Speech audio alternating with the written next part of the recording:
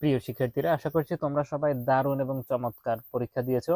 তো এ পর্যায়ে আমরা যশোর বোর্ড 2025 সালে ক সেটে পদার্থবিজ্ঞানের যে এমসিকিউ গুলো এসেছিল সেগুলোর গাণিতিক সমাধান সহ উত্তর করার চেষ্টা করব। সবগুলো একদম সঠিক সর্বোৎকৃষ্ট সমাধান দেওয়ার চেষ্টা করব তোমাদেরকে।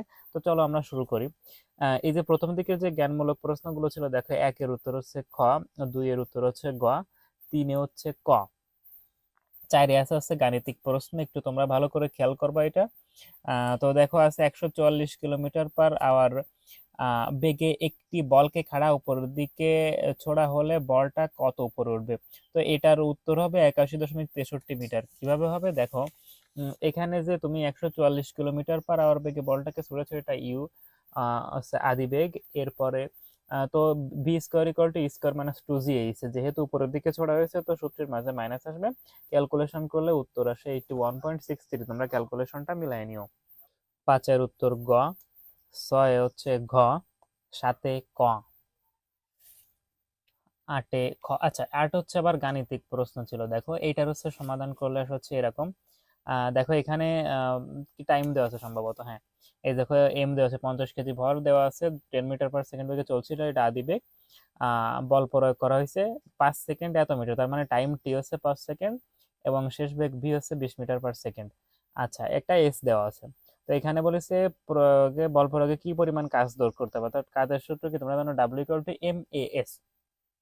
তো আমাদের এ দরকার। তো প্রথম হচ্ছে ত্বরণ ক্যালকুলেশন করলে আসছে হচ্ছে কত, 2 মিটার/স্কয়ার সেকেন্ড। সূত্র বসালে উত্তর আসে হচ্ছে 7500 জুল। এইটার আছে হচ্ছে তোমার প্রশ্নের খ দাগে। আচ্ছা, এরপরে তোমার হচ্ছে 9।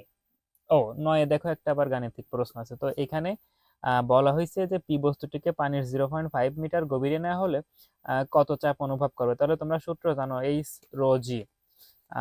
এইচ রো জি। তাহলে এখানে তোমার হচ্ছে রো কত, রো হচ্ছে 1000, কারণ 1 গ্রাম/সিসি দেওয়া ছিল। দেখো এখানে দেওয়া আছে 1 গ্রাম/সিসি তোমার প্রশ্নে দেওয়া আছে। তাহলে এটা আরো তুমি কিলোগ্রাম পার ঘনমিটারে নিলে আসে হচ্ছে 1000। কিভাবে আসে তোমাদের হচ্ছে পূর্বেও দেখাইছি সব জিনিস।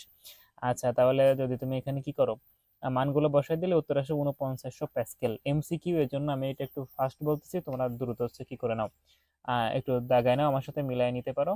এরপরে আছে 10 এর উত্তর গ, 11 উত্তর হচ্ছে খ, 12 উত্তর হচ্ছে ক, এটা তোমরা জানো। 13 উত্তর হচ্ছে 1450। এগুলো সব জ্ঞানমূলক প্রশ্ন, তোমাদের বইয়ে দেওয়া আছে। 14 উত্তর হচ্ছে খ, 15 গ, 15 হচ্ছে তোমার আছে 150 হার্জ কম্পাঙ্কের একটি শব্দ বায়ু মাধ্যমে 3 সেকেন্ড সময় 1050 মিটার অতিক্রম করে, তরঙ্গটির তরঙ্গ দৈর্ঘ্য কত। আচ্ছা, একদম সহজ প্রশ্ন ছিল। একটু দেখো এটার হচ্ছে এরকম, এই যে তুমি ভি বের করে নিবা, কারণ আমাদের ল্যামডা দরকার। আমরা জানি ভি সমান সমান এফ ল্যামডা। এখান থেকে ল্যামডা সূত্র যদি তুমি বসাই দিলে আসে 2.33 মিটার।